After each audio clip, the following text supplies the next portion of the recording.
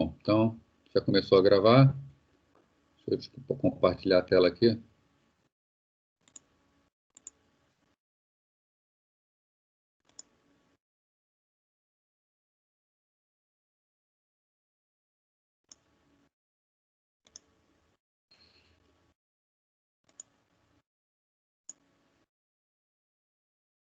Bem, então, semana passada a gente terminou, né, nesse assunto, a alocação de bits. Vamos continuar nele aqui agora.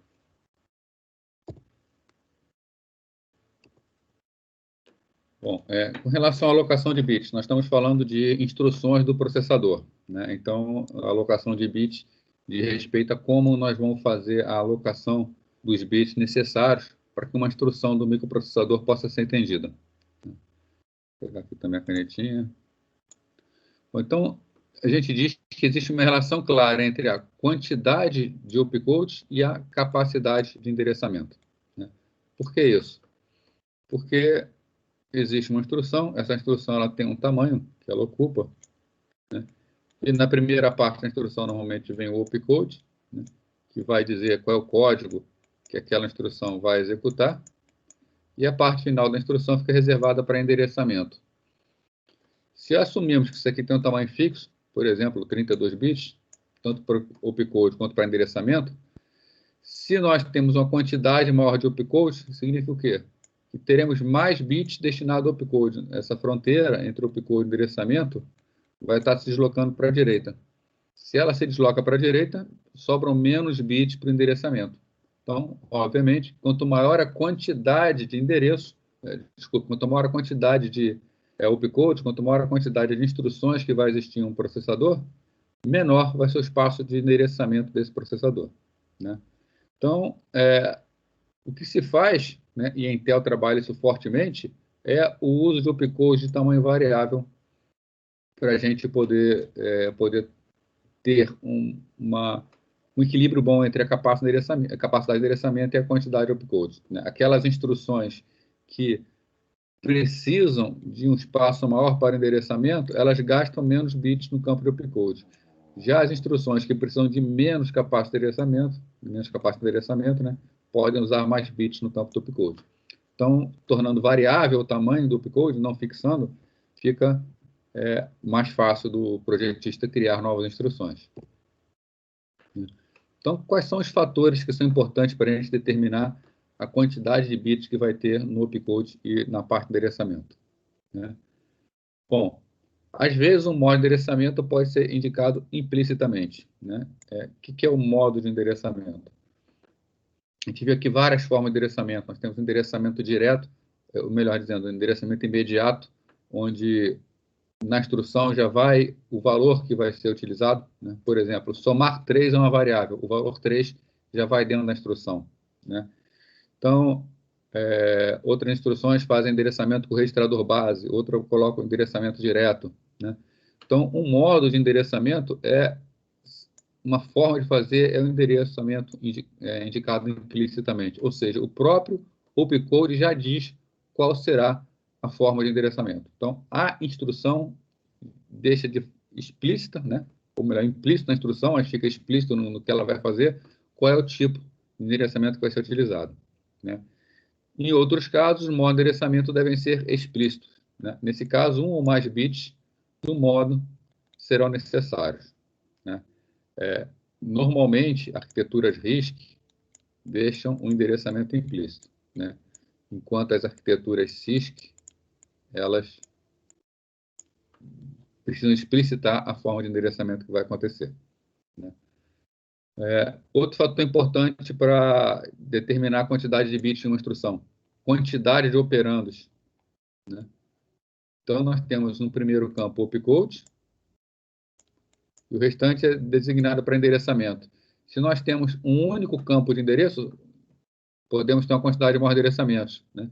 Se a instrução é dividida em 2 campos de endereçamento, já sobra um espaço menor para o endereçamento, né? Alguns processadores trabalham com 3 campos de endereçamento, sobra menos espaço ainda, né? Então, menos endereços podem produzir programas mais longos e deselegantes, né? Se eu tenho uma instrução que tem um único campo de endereçamento, eu preciso criar programas maiores, né? Nós já vimos aqui um exemplo de como uma soma pode ser feita utilizando apenas um campo de endereçamento. O programa ele fica bem maior do que se tivermos 3 campos de endereçamento, né? Instruções comuns em máquinas atuais. Então, as máquinas atuais normalmente oferecem pelo menos 2 operandos, né? Então, normalmente, um operando vai sofrer uma alteração a partir de um segundo operando, né? Ainda, cada endereço de operando pode requerer seu próprio indicador de modo, ou o indicador de modo pode ser limitado a apenas um dos campos de endereço, tá? Isso quer dizer o seguinte, o que é o modo? O modo de endereçamento por registrador, endereçamento base, endereçamento registrador base. Você tem várias formas de endereçar, né? Isso quer dizer que, dependendo do projeto, a instrução só aceita um tipo de endereçamento, né? Ou para todos os operandos de endereçamento direto, ou para todos os operandos de endereçamento por registrador base, né? Já outros projetos, né, projetos mais complexos, aí a gente vai ficar restrito a máquinas CISC, permite vários tipos de endereçamentos diferentes dentro de uma mesma instrução, cada operando podendo ter uma forma diferente de ser endereçado. Outro fator importante é registrador versus memória. O registrador é um espaço pequeno, né? Consideramos um microprocessador que tem uma quantidade grande de registradores, um microprocessador que tem 32 registradores. Para 32 registradores, nós só precisamos de 5 bits para endereçamento, já que 2 elevado a 5 é igual a 32. Quando a gente fala em endereçar memória, nós estamos falando em endereçar uma memória que é bem maior, né? Uma memória comum hoje em dia, por exemplo, é uma memória de 8 GB, né? Para endereçar 8 GB, precisamos de muito mais bits do que para endereçar 32 registradores, né? Então, se um microprocessador tem um projeto que ele só opera dados sobre registradores, ele vai ter uma necessidade menor de bits para endereçamento. Já se eu tenho um microprocessador que pode operar dados sobre qualquer posição de memória, eu preciso de uma quantidade maior de bits no endereço para poder endereçar essas localidades, né? E mesmo com vários registradores, apenas alguns poucos bits podem ser necessários para especificar o registrador, né? Estudos indicam, então, que um total de 8 a 32 registradores é desejável, né? A maioria das arquiteturas atuais, principalmente arquiteturas RISC, possuem pelo menos 32 registradores. Outro fator importante, quantidade de conjunto de registradores, né? A maioria das máquinas atuais possuem conjunto de registradores de uso geral, né? O que seria a quantidade de conjunto de registradores? Existem máquinas, né, que têm, por exemplo, 32 registradores de uso geral.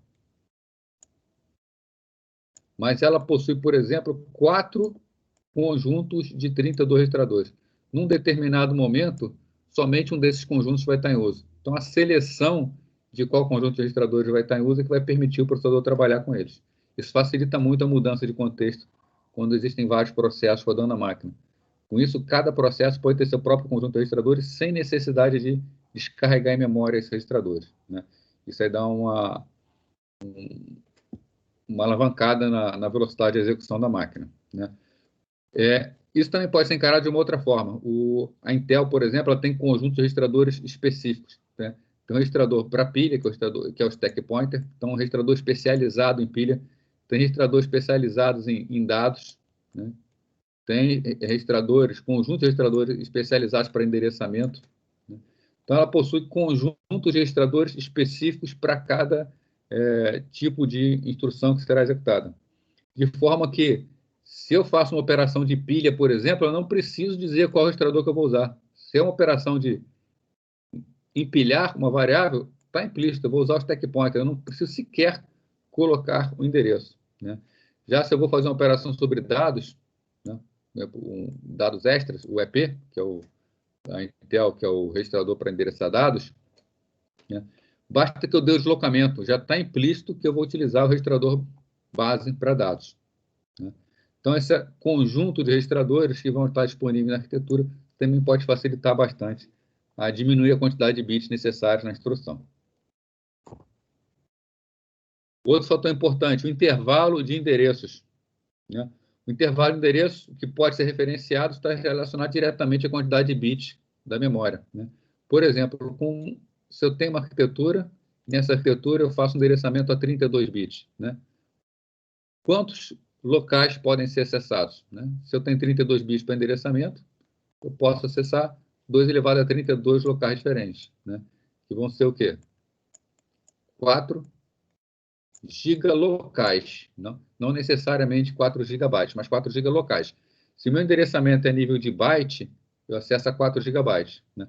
Agora, se o meu endereçamento é nível de palavra de 32 bits, por exemplo, eu já tenho 4 vezes 4 gigabytes, né? Já que cada palavra são 4 bytes. Eu já tenho a capacidade de endereçar 16 gigabytes, né? Então, esse intervalo de endereço vai impactar diretamente na quantidade de bits que eu vou precisar reservar para o endereçamento.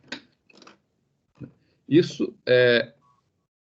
impõe uma limitação bastante séria, tá? Por isso que, normalmente, o endereçamento direto raramente é utilizado. O que é o endereçamento direto? O endereçamento direto é aquele endereçamento em que eu faço, por exemplo, uma instrução add local de memória 1, local de memória 2, local de memória 3. Uma instrução simples como essa, se eu tenho um endereçamento de 32 bits, eu precisaria de 32, 64, 96 bits só para endereçar os 3 locais de memória, né? Então, seria uma coisa muito grande, né? 32 bits, 4, seria necessário 12 bytes só para o endereçamento. Então, raramente isso vai ser utilizado. Normalmente vai ser utilizada uma outra técnica de endereçamento, né? Por deslocamento, endereçamento por registrador base, aí fica bem mais tranquilo o endereçamento. Se a gente usa especificamente endereçamento por deslocamento, né, o intervalo está aberto até o tamanho do registrador de endereço. O que vem a ser isso? Eu vou fazer, por exemplo, um acesso, eu quero acessar uma determinada posição de memória. Intel, por exemplo.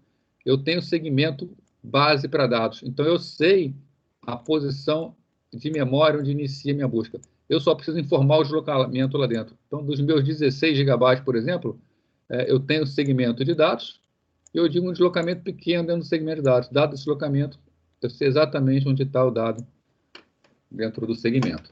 Isso vem a facilitar bastante a parte de endereçamento.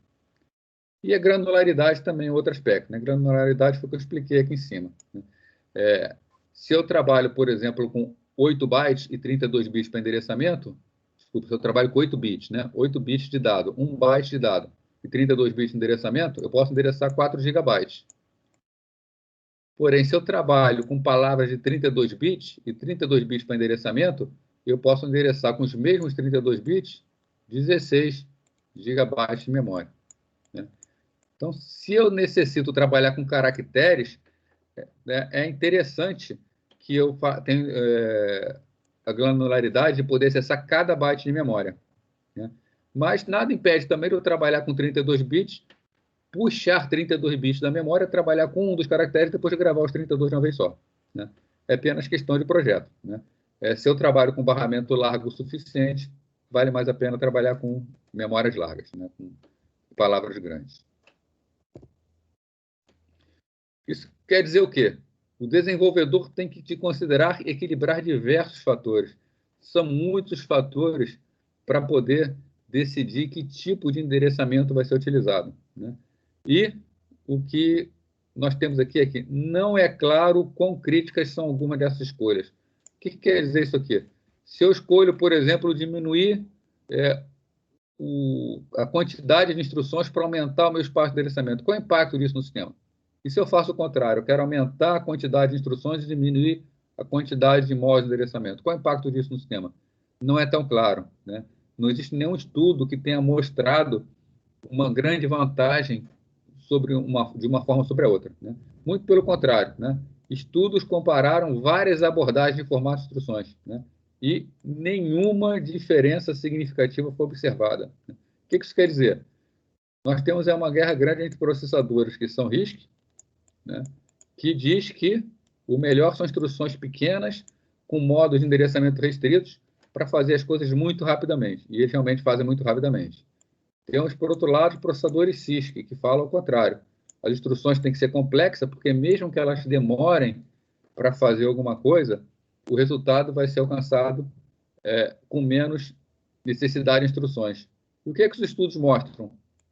Que nenhum leva vantagem, né?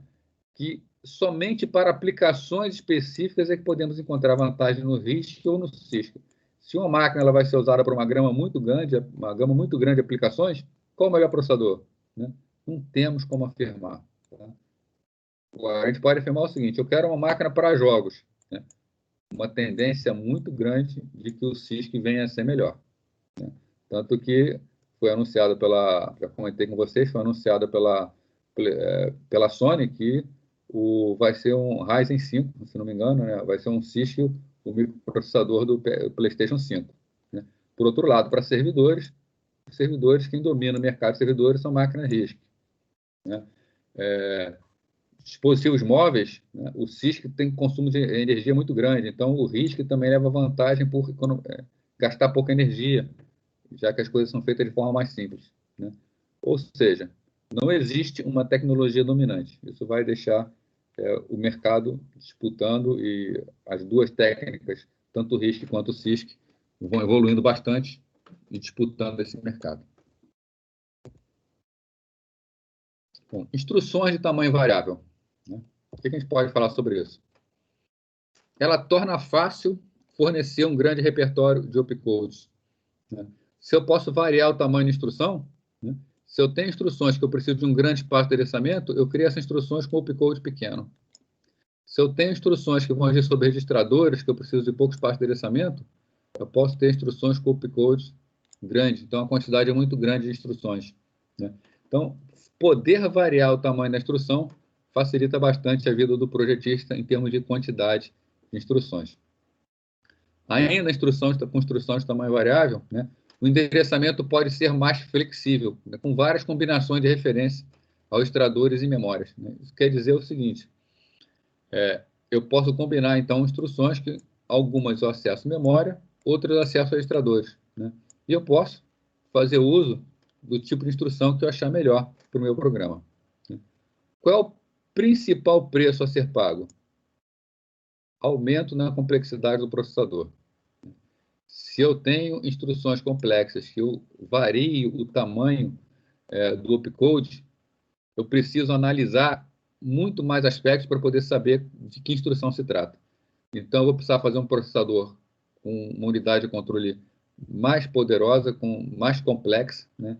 Obviamente, vai ser um processador, então, mais caro. Né? Mas nós temos o seguinte fator: queda nos preços do hardware. Né? E a técnica de microprogramação, que é programar diretamente o hardware, ou seja, eu vou colocar um programa dentro do microprocessador, executando as instruções por software e não por hardware, né? Fez com que esse aumento do preço não fosse tão grande assim, né? Dando uma certa vantagem então, para as máquinas CISC nesse quesito. Né? No entanto, tem outro aspecto também. Se eu tenho instruções que todas as instruções têm o mesmo tamanho de opcode, né? As máquinas RISC e as superescalares podem explorar o fato de ter instrução tamanho fixo. Né? A gente ainda vai ver mais para frente, né? O que são máquinas superescalares.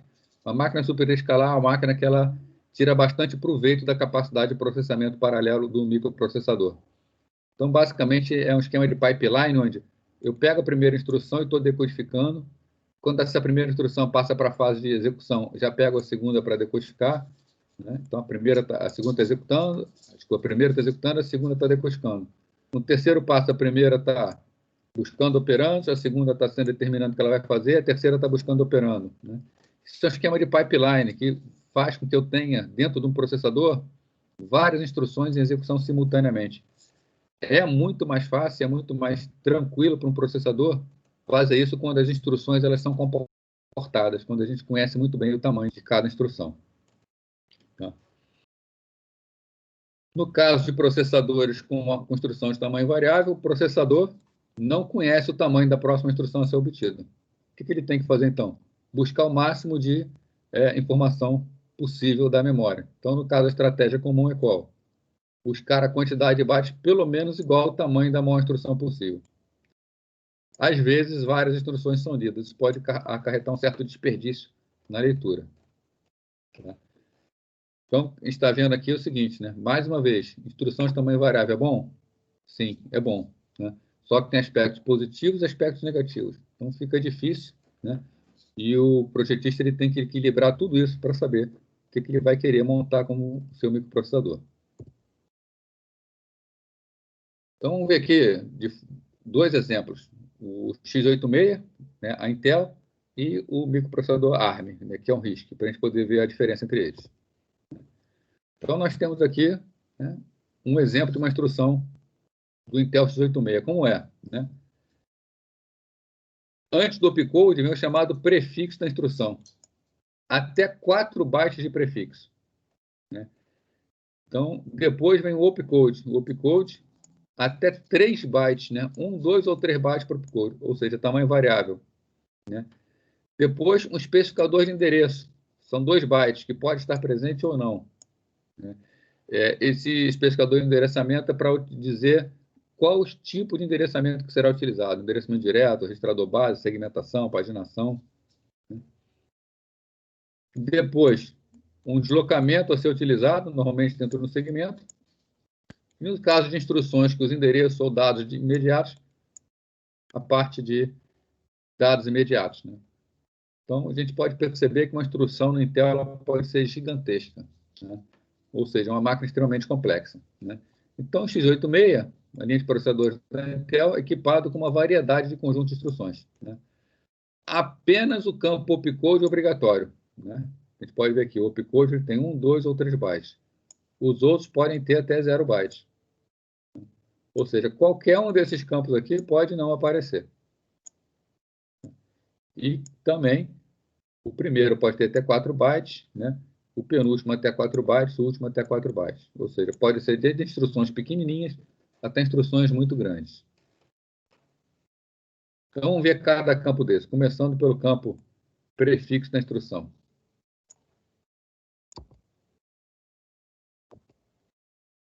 Então prefixo da instrução está aqui. Né? É a primeira parte de uma instrução no Intel. Ele pode ter 0, 1, 2 ou 3 ou 4 bytes. Né? Cada byte, então, pode significar uma coisa diferente. Né? Prefixo da instrução tem um nome redundante. Né? Tá aqui. O nome do campo é prefixo da instrução. Né? Esse campo prefixo da instrução ele pode existir ou não. Se ele existir, ele pode ser do tipo lock. Né? O que é o tipo lock? A Intel ela tem a preocupação de a gente trabalhar com máquinas tendo vários processadores. Ou mesmo que a máquina tenha um processador só, esse processador pode ter vários núcleos. Né? E o que acontece se dois processadores ou dois núcleos de um mesmo processador quiserem acessar a mesma região de memória? Né? Dependendo do que estiver acontecendo, pode dar problema. Né? Então, o lock pode ser utilizado, esse prefixo lock é usado por quê? Para garantir o uso exclusivo da memória compartilhada em ambientes multiprocessados. Tá?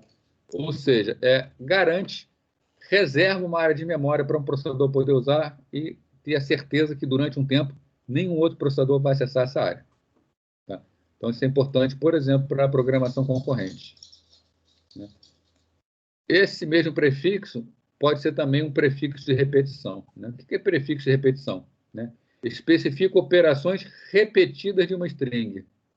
Vamos ter cuidado aqui com essa palavra string, tá? Vou botar a palavra entre aspas, porque quando a gente escuta dizer string, logo associamos a cadeia de caracteres, né? Uma string alfanumérica. Para um microprocessador, string, na verdade, é um vetor que pode ser processado. Tá? Então, pode ser um vetor de caracteres, normal, pode ser um vetor de inteiros, pode ser um vetor de número de pontos flutuantes, pode ser um vetor de qualquer coisa. Né?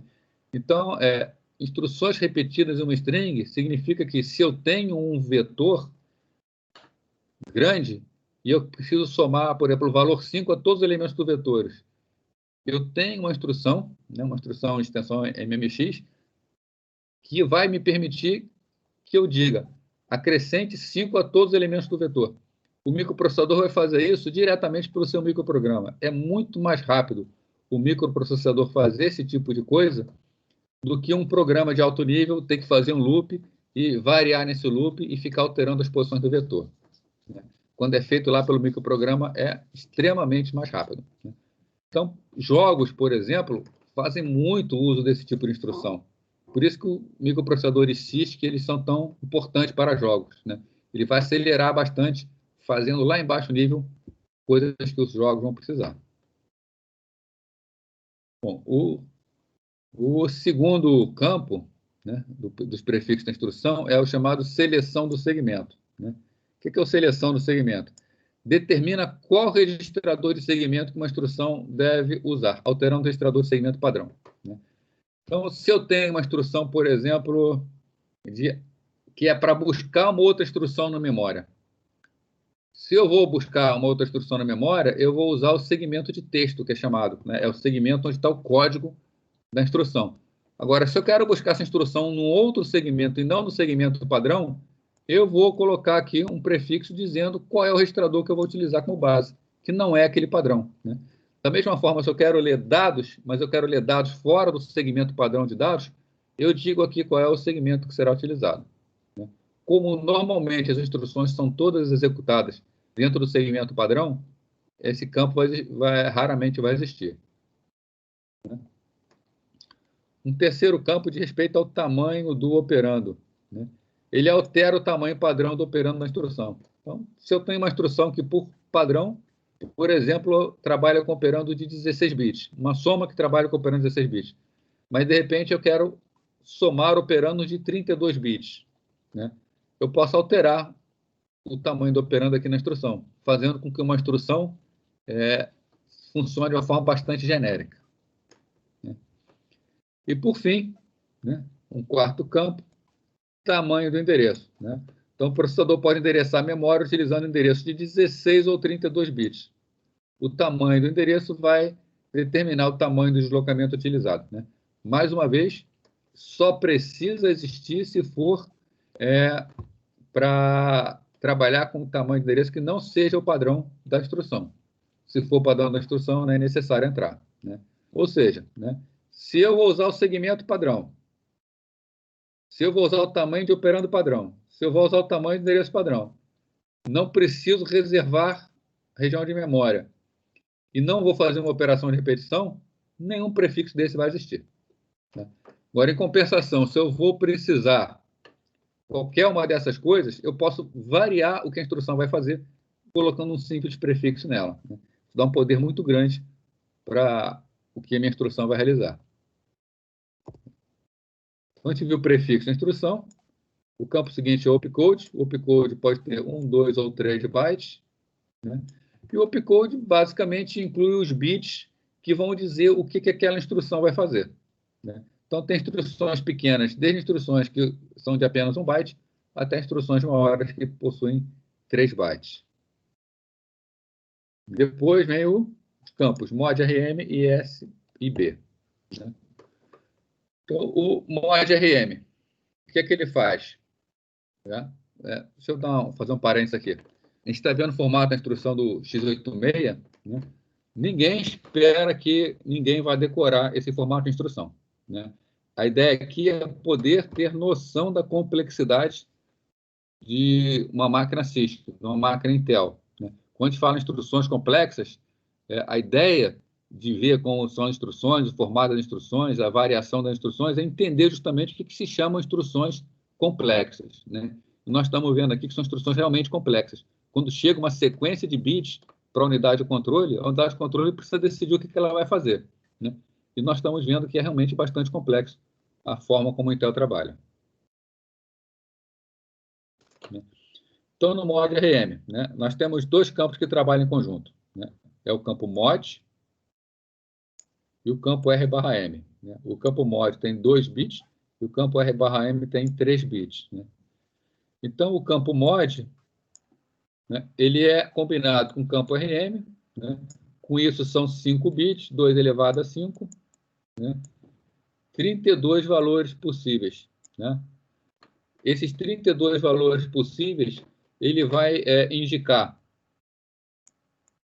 8 registradores que podem ser utilizados e 24 modos de indexação diferentes. Né? 8 mais 24, 32. Tá? Então, ele vai dizer ou o registrador que vai ser utilizado como base, ou o modo de indexação que vai ser utilizado para compor o endereço. Né? Já o campo reg opcode,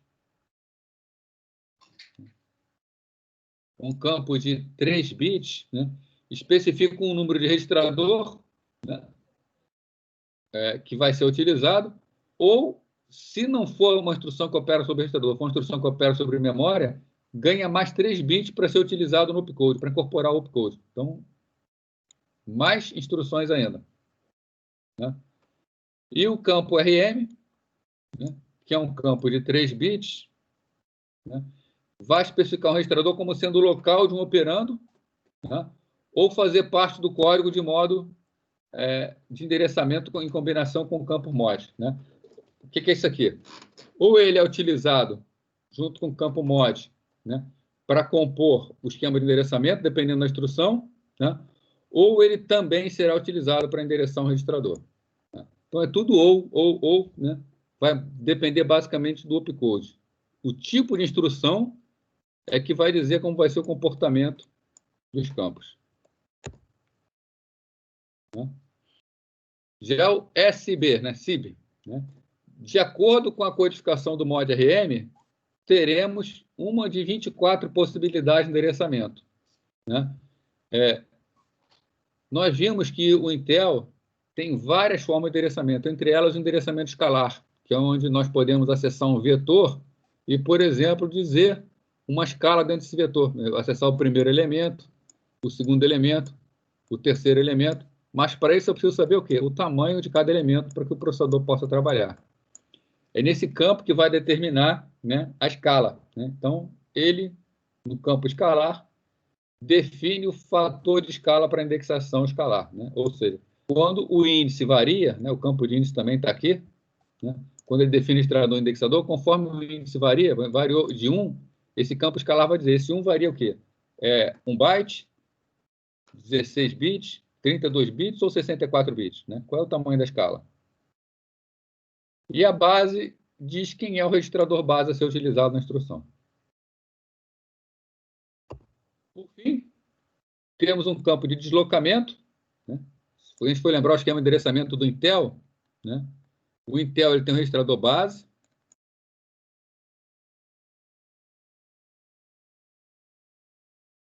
O registrador base é dado pelo campo SIB, que a gente viu anteriormente. Então, o registrador base vai ser utilizado para indicar a região de memória onde está a informação que eu vou buscar, ou seja, um segmento, e dentro do segmento eu preciso me deslocar para achar a informação dentro do segmento. Essa informação é dada pelo campo de deslocamento. Então, esse último campo, vai me dar o deslocamento dentro do meu registrador base, dentro do meu segmento. E, por fim, se for uma instrução que trabalha com endereçamento imediato, ou seja, uma instrução do tipo C igual a C mais 48. 48 é um valor imediato. Esse aqui vem dentro do último campo do opcode. Né? Então, essa simplicidade aí, né, é como o Intel trabalha as suas instruções. Quem quer fazer alguma pergunta com relação a isso? É complexo, eu sei que é complexo, tá? E, voltando a dizer, não é para ninguém decorar, é apenas para ter noção do funcionamento do endereçamento. Fala aí, Mário.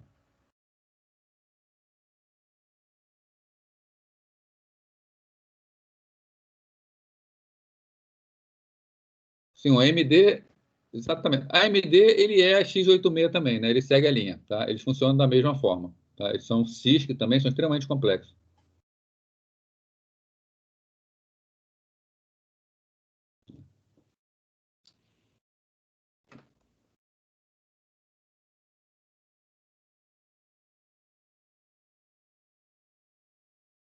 O Carlos está comentando, né? É difícil, é complexo mesmo, tá? Mas isso aí, quem vai precisar realmente conhecer isso aí é um programador Assembly para Intel, algo que é muito raro, né? Ou o pessoal que desenvolve sistemas operacionais, ou vai ter que conhecer a fundo, né? Ou quem desenvolve compiladores, né? Mas é importante a gente conhecer o funcionamento para a gente saber o que uma máquina está fazendo e saber o que esperar da máquina, né? Até saber como programar de uma forma mais eficiente em alto nível. Né? E está aqui, né? A codificação do conjunto de instruções do x86, ela não é nem considerada complexa, ela é muito complexa, né? O x86, Intel, AMD, são microprocessadores extremamente complexos, né? Não é à toa que eles precisam de bilhões de transistores dentro deles, né? E da onde também vem tanta complexidade, né? Primeiro, a Intel tem uma coisa que é muito boa na empresa, né? Ela tem uma necessidade muito grande de manter compatibilidade com máquinas 80 e 86. Essas máquinas nem existem mais, né? Máquinas baseadas em processadores 80 e 86. Tá? Mas a Intel ela tem um comprometimento de manter o funcionamento de todo o legado, né? Então, a princípio, qualquer programa escrito para a máquina 80 e 86 vai funcionar numa máquina i9, por exemplo, né? Ah, mas eu não consigo rodar o programa que eu rodava no DOS no Windows 10. Mas é o problema da camada de sistema operacional que está no meio. O hardware oferecido pela Intel mantém compatibilidade total com o passado, né? Outra coisa complexidade o desejo de fornecer toda a assistência possível ao projetista de compiladores para produzir um código eficiente. Então, ela quer fornecer ao compilador toda a possibilidade de oferecer um código muito, muito, muito eficiente para os programas de alto nível.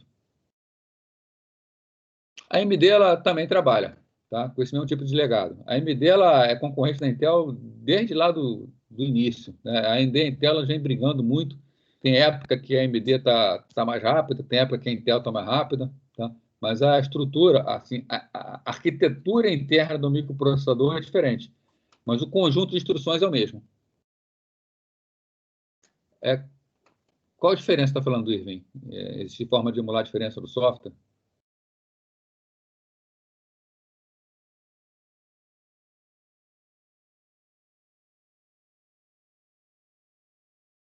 Poderia fazer por software, né? Mas a Intel ela faz hardware. Então, a Intel é uma fábrica de hardware. Tá? Ela quer manter a compatibilidade a nível de hardware. Tá? Algo que a Intel quer fazer. Né? Mas isso não pense que isso acarreta em perda de desempenho. Não há perda nenhuma de desempenho por isso. Apenas aumento na complexidade. Dá mais trabalho para a Intel fazer, mas não tem perda de desempenho. Né? O Mário Luiz está falando que hoje em dia os Ryzen estão mais rápidos, né? A última reportagem que eu li colocava o Ryzen de 5 a 10% mais rápido que o Intel nas linhas equivalentes, né? Nas equivalências, né? Ele também tem o histórico de consumir mais energia do que o Intel, tá? Até para poder chegar nessa velocidade aí, né? Mas o pessoal de benchmark tem falado que o Ryzen está realmente na frente dos Intel.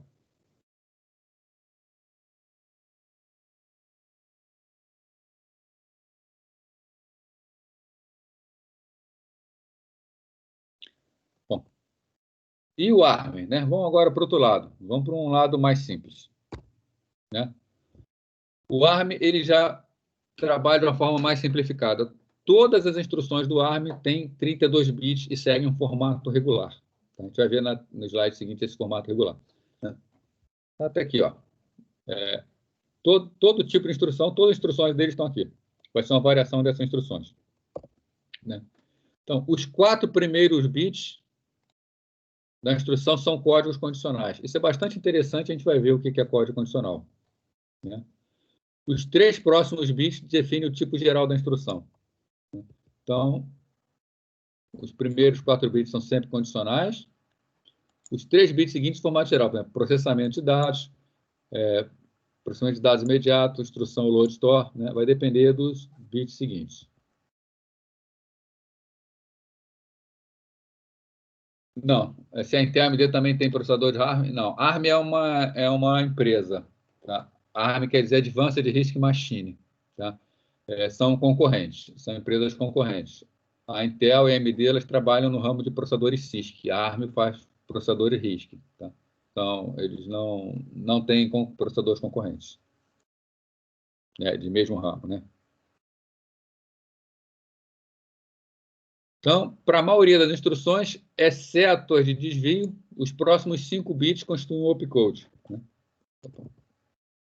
Então, 5 bits seguintes, opcode, a não ser aquelas de desvio para carregamento imediato. Os 20 bits restantes são usados para endereçar o operando. Endereçamento de operando. Então, os 20 bits seguintes, do 0 ao 19, reservado para endereçamento, né? Esse endereçamento pode ser endereçamento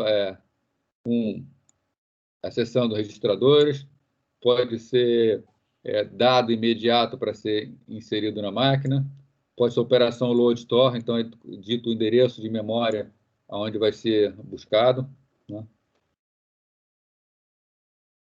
Essa estrutura rígida facilita o trabalho da unidade de decodificação de instrução, né? Facilitar significa o quê? Vamos traduzir isso em palavras melhores, né? Facilitar o trabalho. A unidade esquenta menos, portanto, gasta menos energia, também tem menos trabalho a ser feito, logo faz o trabalho de uma forma mais rápida, né? Então, vai ser traduzido essa facilidade em economia de energia e em velocidade de processamento, né? Esse código de condição, esses 4 iniciais, é algo bastante interessante das instruções do ARM, né? São 4 flags. Quando o ARM executa uma operação, né, por exemplo, ele fez uma soma, né? O resultado da soma pode dar um número negativo ou não, né? Pode dar um número 0 ou não. A gente viu que a soma ela pode ter um carry ou não, né? E nós vimos que a soma também pode gerar overflow ou não. Então, esses 4 bits condicionais, né, são esses 4 bits aqui, NZ, CV. E a gente pode, por exemplo, falar o seguinte: a instrução só será executada se a operação anterior gerou um número negativo, né? Então a gente condiciona. O que acontece se não for negativo? A instrução não é executada, ela passa em branco pelo processador, né? Isso quer dizer o seguinte: existe um if embutido dentro de toda a instrução, né? Então as estruturas if then else ficam bastante facilitadas. Eu não preciso fazer lá no assembly da máquina, uma instrução if diretamente. Eu posso colocar a instrução diretamente e já colocar a condição dentro da instrução, tá? Então, 2 aspectos são bastante incomuns. Todas as instruções incluem um campo de código de condição, ou seja, praticamente todas as instruções podem ser executadas condicionalmente. Eu coloco uma condição para executar a instrução, né? E todas as instruções de processamento de dados incluem um bit chamado bit S, né? Esse bit S, vamos voltar aqui no slide, é esse bit aqui. Aqueles flags só serão alterados se esse bit for igual a 1. Então, eu posso falar para a minha instrução, altere ou não o flag, tá? Isso dá uma versatilidade também muito grande. Aumenta a complexidade da programação, mas dá uma versatilidade. Eu consigo, com menos instruções, executar passos condicionais do meu programa. Constantes imediatas. Isso aqui também é algo complexo no ARM, tá? O ARM é o seguinte: eu só posso entrar com números de 8 bits, números imediatos, tá? Ou seja, eu só posso colocar valores imediatos como de 0 a 255. Mas eu tenho 4 bits que eu posso rotacionar esse valor, né? Então, se eu boto uma sequência aqui, por exemplo, 1, 1, 0, 0, 1, 1, 0, 0. Com esse campo, valor que eu tenho no campo rotacional, eu posso jogar ele para qualquer posição dentro dos 32 bits. Isso quer dizer que o número vai ser quase tudo 0, tá? Mas eu posso jogar essa sequência de 1s em qualquer outro canto, né? O porquê de fazer isso foi um estudo que o pessoal da ARM fez e chegou à conclusão que fazendo dessa forma traria mais possibilidades para o programador e seriam valores mais utilizados na prática.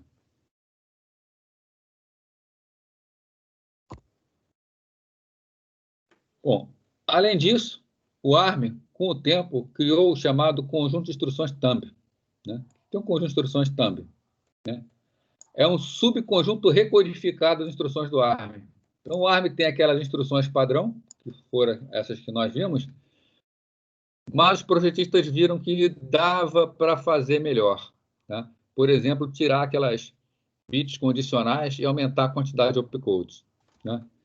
Esse conjunto de instruções thumb ele foi projetado para aumentar o desempenho, né? Conforme o pessoal da ARM pegou experiência, eles viram que um outro conjunto seria melhor, né? Então, para aumentar o desempenho de quem? Das implementações que usam barramento de memória 16 bits. Então, o conjunto thumb ele foi feito lá para a época dos processadores 16 bits, né? acho que está mais para frente só, mas eu vou comentar, né? Então, o microprocessador ele pode executar instruções padrão ou instruções thumb. Como o microprocessador vai saber se aquela sequência de bits que vem, ele vai interpretar de uma maneira ou de outra? Existe dentro do microprocessador um registrador especial, ou melhor, um bit dentro do registrador, e esse bit vai definir qual conjunto de instruções ele vai trabalhar, se é o conjunto padrão ou o conjunto thumb.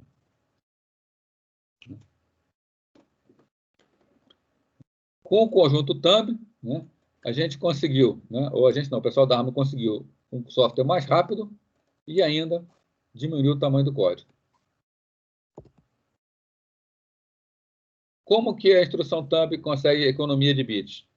Primeiro, o campo de código de condição não é usado, né? Se vocês lembrarem, são 4 bits que são utilizados para condicionar ou não a execução da instrução, né? Fora isso, já que não vai ter o campo de bit, aquele bit S, que diz se altera ou não os valores dos flags, também não vai ser utilizado. Então, mais um bit disponível. Com isso, a gente tem uma economia de 5 bits. 5 bits são 32, né? Então, a gente multiplica por 32 a quantidade de opcode que pode ter dentro da máquina. O thumb possui apenas um subconjunto de operações do conjunto de instruções completo, né?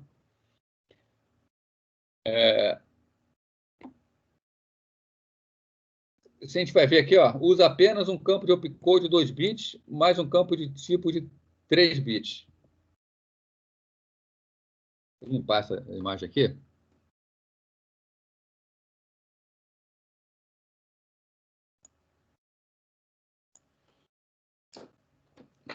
O padrão dele aqui tem 4 bits por opcode, né? E ainda tem 3 bits para o tipo de instrução, né? Então, nós temos aqui 7 bits por opcode.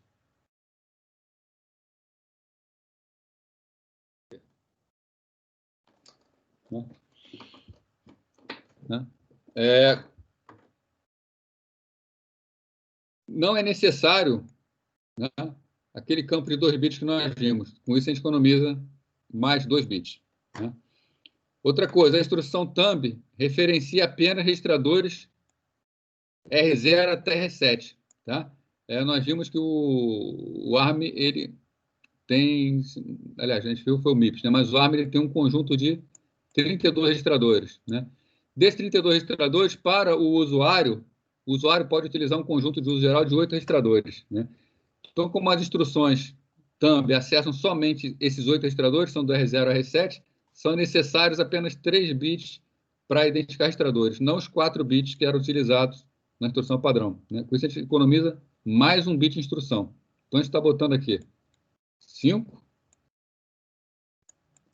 mais 2 que economizou, mais 1 que economiza, né? E os valores imediatos não têm mais rotação, né? Nós vimos aqui que para entrar com dados imediatos, podíamos rotacionar esses dados. Chegou-se à conclusão que essa rotação traz pouco ganho, né? Então, mais 4 bits.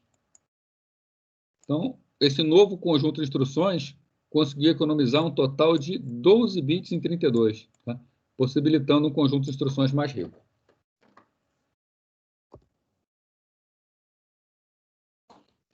Então, isso aqui foi o que eu comentei com vocês.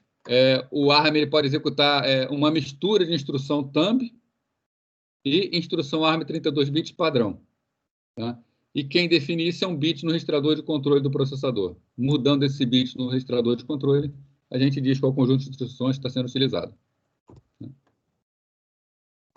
Agora, recentemente, a ARM também mudou e criou um novo conjunto de instruções, que ele chamou de THUMB2. Tá? Esse THUMB2 é um conjunto de instruções muito mais poderoso e muito mais moderno. Né?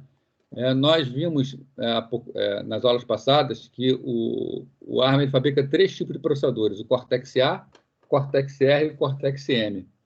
Né? O Cortex-M é um exemplo de microprocessador, né? Eu coloquei aqui em verde a descrição dele, né? Desenvolvido para o domínio dos microcontroladores, né? Voltados para a internet das coisas, rede de sensores e atuadores sem fios. Ele trabalha única e exclusivamente com o conjunto THUMB2. né, por ser mais sofisticado.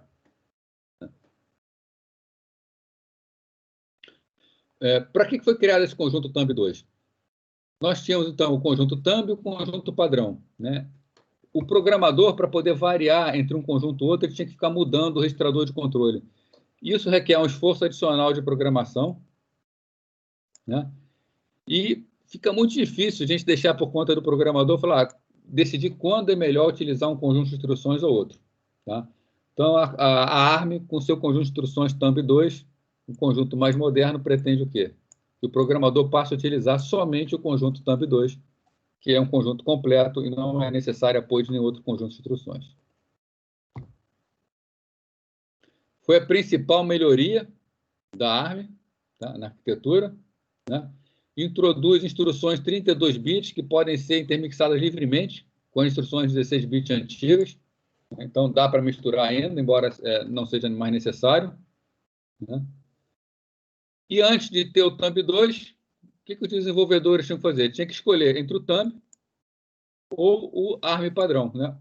O thumb, quando quisesse programas menores, e o ARM, quando quisesse desempenho maior. Um conjunto de instruções thumb2, a gente reduz e joga isso tudo num conjunto único que consegue tamanho e desempenho com um conjunto só.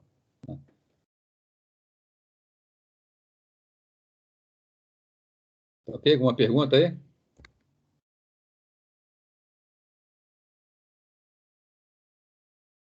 Bom, então, com isso, a gente termina essa parte aqui, é a mais complexa. Tá?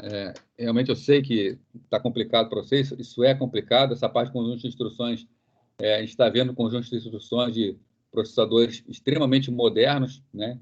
Que são os processadores Intel e o processador ARM, né? Mas agora a gente vai entrar numa parte mais tranquila, ainda dentro de instruções, mas a parte de linguagem de máquina. Tá? Para a linguagem de máquina aqui, a gente vai poder, para a gente poder estudar a linguagem de máquina melhor, nós vamos nos concentrar no microprocessador MIPS, que foi o que vocês fizeram como trabalho, valendo parte da nota da A1. Tá? Inclusive, a gente vai usar isso no trabalho para a A2. Tá? O MIPS, ele é um processador também do tipo RISC, só que ele é um processador bastante comportado. Né? Ele é um processador mais fácil de ser programado. Por isso que nós vamos utilizar ele para isso aí. Né? Aula prática a gente não vai ter, Gleison, né? A gente não é previsto nessa disciplina nem no presencial a aula prática dela. Tá? Mas esse trabalho que vocês vão fazer vai ser um trabalho mais voltado para a prática. Depois eu vou comentar ele aqui no final. Bom, então, linguagem de máquina. O que é a linguagem de máquina? A linguagem de máquina é aquela sequência de zeros e uns trabalhar diretamente dentro do microprocessador. Né? Ela é natural e eficiente. Né? Para quem? Para computadores. O computador trabalha muito bem com 0 e 1. Né? E os seres humanos? Então, a dificuldade grande para trabalhar com números binários, é claro. Né? Então, a ideia é o seguinte, qual é a solução? Para os seres humanos, tentar escrever e ler símbolos, né, mnemônicos. E, de alguma forma, né, traduzir esses símbolos para números binários para que os computadores possam trabalhar com ele. Né? Então, fazer uma relação 1 para 1 entre os símbolos e a linguagem máquina. Né? A gente vai ver aqui, então, qual é o processo pelo qual a gente pode pegar um programa legível ao ser humano e traduzir ele por um formato que o computador possa executar. Então, foi para isso que surgiu a linguagem Assembly. Né? A linguagem Assembly, às vezes, provoca um certo medo nas pessoas, né? Mas é uma linguagem realmente mais complexa, foi a primeira linguagem que surgiu, é uma linguagem de baixíssimo nível, ela está lá bem próxima à linguagem de máquina, mas é uma linguagem ainda utilizada hoje em dia. Tá? Semana passada, alguém perguntou para mim sobre ramo de trabalho com linguagem Assembly. Tá? Eu dei uma pesquisada melhor para poder responder para vocês. Tá? E programador Assembly ainda é bastante utilizado por empresas de jogos. Tá? Mas eu estou falando aí de jogos de alto desempenho. Tá? Por exemplo, FIFA 21 tem parte do código em Assembly.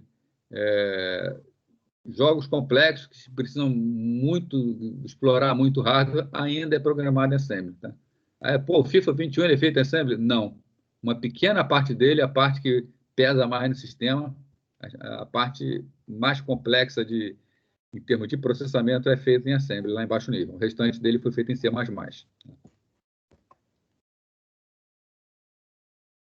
Então, a linguagem Assembly é o quê? É uma representação simbólica da codificação binária. A gente utiliza símbolo no lugar de bit.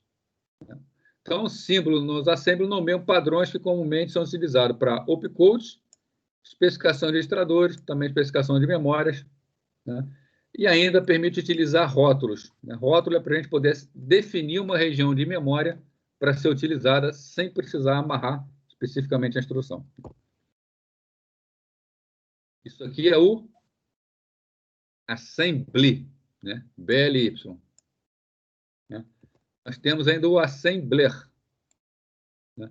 O assembly é a linguagem, o assembler é o montador, é o que faz a tradução do assembly na linguagem de máquina. Então, o que o assembly faz? Traduz o assembly para instruções binárias. Né? Com isso, a gente consegue o quê? Uma representação mais amigável, consegue trabalhar com nomes simbólicos para operações e locais, né? Não precisamos ficar decorando sequências de endereços e bits. Né? E ainda permite macros. A gente vai ver mais para frente o que é macro. Macro é quase como definir uma função. Tá? Tem uma pequena diferença. O assembly não é tão rico assim. Então, um assembly, um arquivo fonte. Um assembly produz um arquivo objeto com instruções de máquina. Eu vou ficar variando esse slide, é o seguinte. Tá? Então, o que o assembly faz? Eu tenho um arquivo fonte. Esse arquivo fonte é um programa escrito em assembly. Né? Esse programa passa pelo assembler, que é um programa, e quando ele passa pelo assembly, é gerado um arquivo chamado arquivo objeto. Né? Então, o assembly traduz o arquivo fonte no arquivo objeto. Voltando lá. Né? Um programa também pode usar rotinas pré-escritas que fornecem a biblioteca de programa. Por exemplo, C.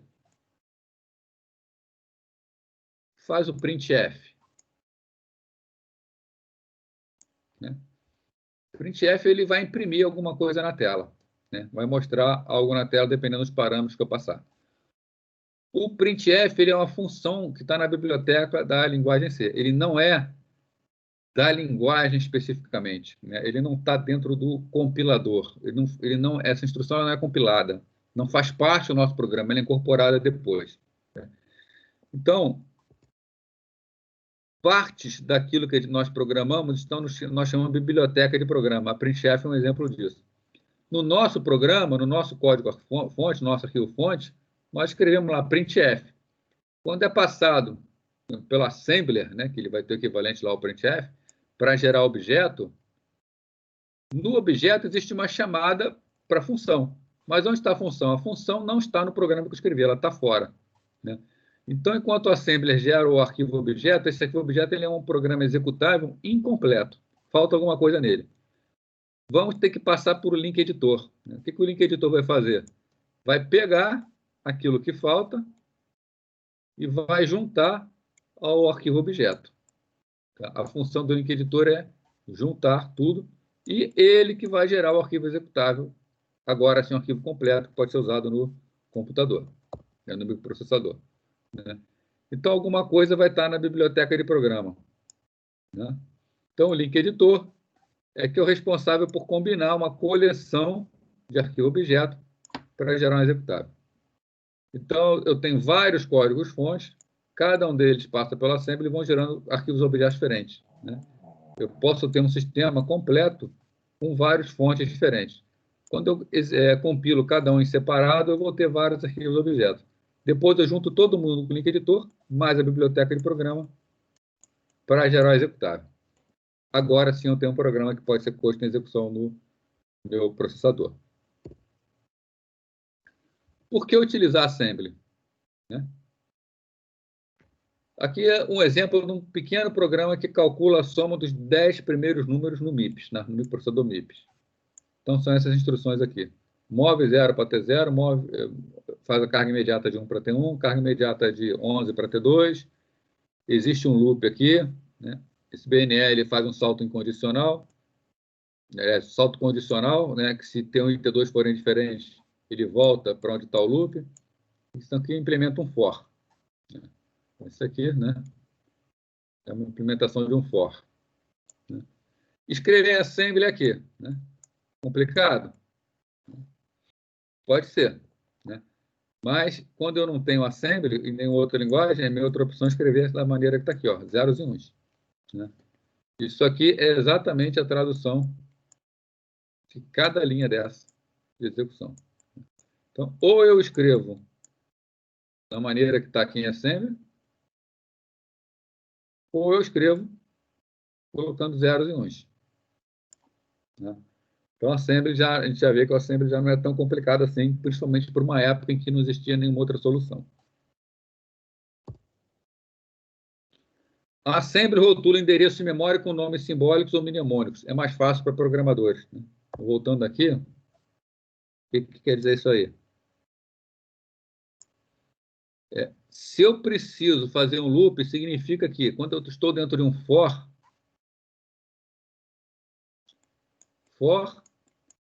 alguma coisa, vou botar aqui a sintaxe de linguagem, você abre chave, fecha chave. Eu saio executando, opa, contrário. Tá certo, fecha a chave. Eu saio executando uma série de instruções e quando eu chego no final do for, o que eu tenho que fazer? Eu tenho que voltar lá para o início. Né? O assembly vai ser a mesma coisa.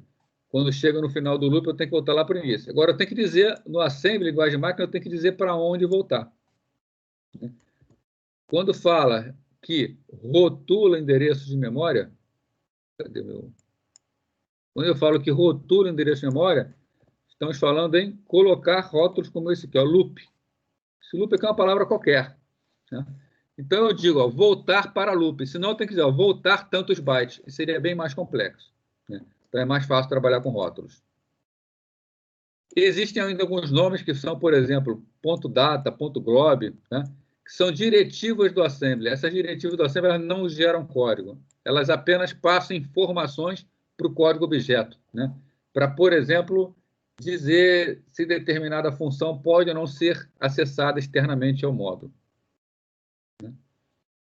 Os nomes seguidos de dois pontos são os rótulos. É o nosso exemplo aqui, loop, dois pontos. Com dois pontos no final identifica que é um rótulo de memória.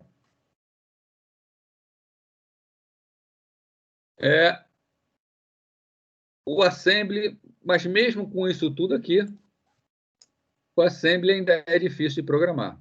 Né? Com o assembly, muitas operações simples são exigidas para realizar tarefas simples. Que uma linguagem de alto nível faria de forma bem mais facilitada.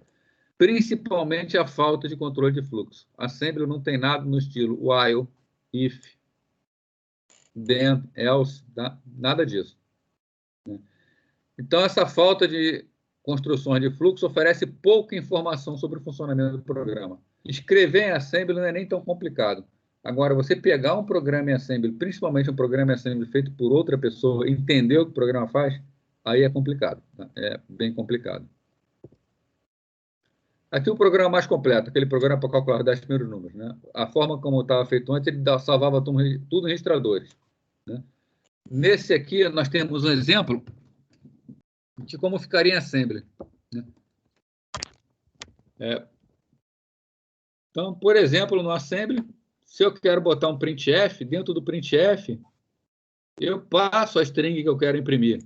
Soma dos 10 primeiros números. Em Assembly, eu tenho que guardar isso em alguma região de memória. Então, eu tenho que, através de uma instrução, por exemplo, ASCII-Z, o que essa instrução vai fazer para mim? Ela vai transformar cada letrinha dessa no seu equivalente em ASCII e colocar numa posição de memória, uma após a outra, para que depois eu possa utilizar. Se eu estivesse utilizando linguagem de máquina, eu ia ter que botar 0 e 1 representando cada caractere. Seria bem mais complexo. Mas ainda é mais difícil do que numa linguagem C, por exemplo. Em Assembly, por exemplo, tudo começa no main. Main, dois pontos. Assim como a linguagem C, a função principal é a função main. Aqui na função C, na linguagem C, eu tenho soma igual a 0. Em Assembly eu não tenho variáveis, então eu estou colocando o valor 0 no registrador T0. Int i. né? Eu não defino I, eu vou ter um registrador para I. O meu for está aqui, desde I igual a 1, enquanto I menor que 11, mais. Desde I igual a 1, está aqui o meu I igual a 1. I menor que 11, eu tenho que definir um outro registrador com valor 11 para, num determinado momento, comparar o do registrador. Então, esse aqui é o meu teste enquanto for menor que 11. Né? Soma igual a soma mais I. Né? Adiciono, né, o valor de T1 a 1. Né? Ih, tá errado esse meu código aqui, hein? Peraí. Não, tá certo. Tá? Isso aqui é porque a soma está aqui em cima, adiciona T1 a T0 e armazena em T0, e o de baixo é soma 1 em T1. Né? Esse soma 1 é o meu I++ que está aqui dentro. Tá? Então, a instrução em assembly ela realmente fica mais complexa. Né? Para escrever alguma coisa, eu tenho que dizer a instrução que eu vou chamar. Então, o printf da linguagem C simplesmente é um printf. Em assembly, eu tenho que dizer que é uma instrução de escrita, especificamente escrita de string. Eu tenho que dizer aonde está a string que eu vou escrever. No caso, é o rótulo MSG. Né? E chamar syscall para somar. Por que um é add e outro é add? Né? Isso a gente vai ver mais para frente, mas vamos lá. São instruções diferentes. Add é para somar registradores. Então, add, vou limpar aqui. Add, ele vai somar o registrador T1 ao registrador T0 e vai armazenar o resultado no T0. Add, adicionar imediato. Então, eu vou passar um número imediato. Eu não vou passar um registrador. Então, estou somando o valor 1 ao registrador T1 e armazenando isso no registrador T1. A diferença está no último operando. Se eu uso a instrução add, a sequência de bits do último operando está dizendo que é um registrador. Se eu uso add, a sequência de bits do último do operando está escrito que é um valor imediato. Olha, os slides que eu coloquei para vocês essa semana já explica bem o assembly. Né? Agora, eu posso colocar alguns sites para vocês, eu posso colocar. Né? Eu coloco lá. Deixa eu anotar aqui.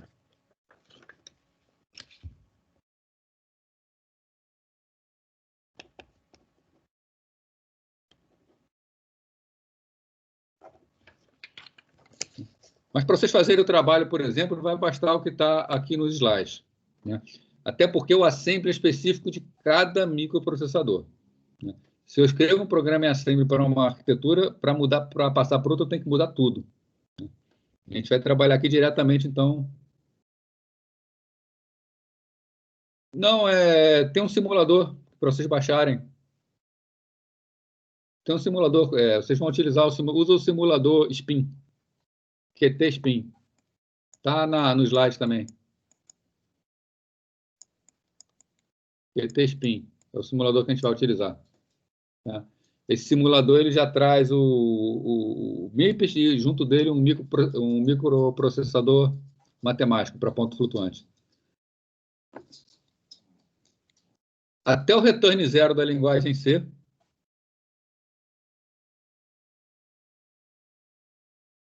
a gente tem que traduzir em duas instruções. Né? Na semana que vem, Irving, eu vou... Hoje não vai dar tempo, né? Está quase terminando já, mas na semana que vem eu vou executar com vocês um código assembly, eu vou mostrar o funcionamento do simulador. Vocês vão ver sem problema nenhum o funcionamento.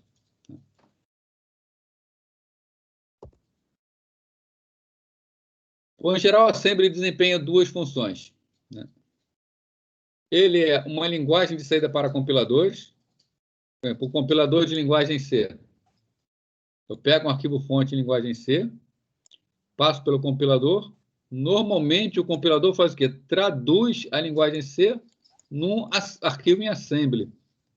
Aí passa pelo assembler e o assembler gera o arquivo objeto.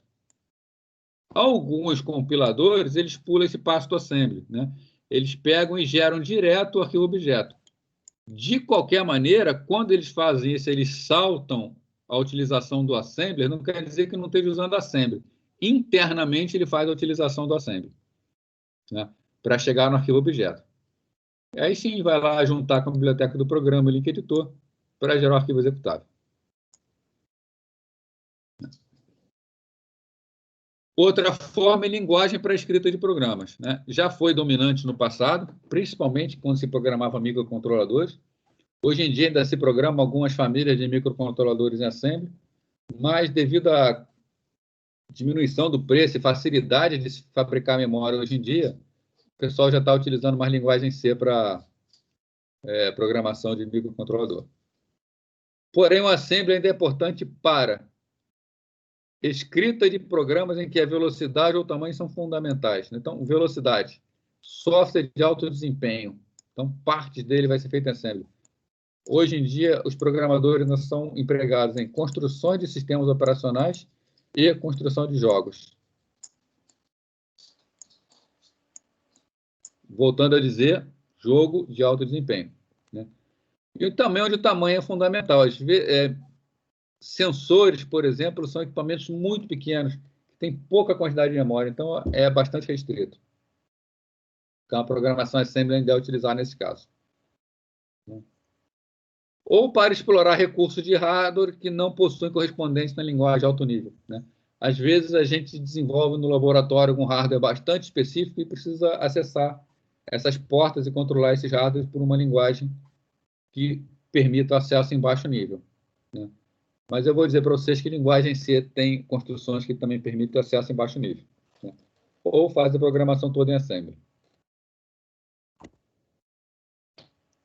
Quando a gente usa a linguagem assembly, né? Quando a velocidade ou tamanho tem grande importância, por exemplo, sistemas embarcados,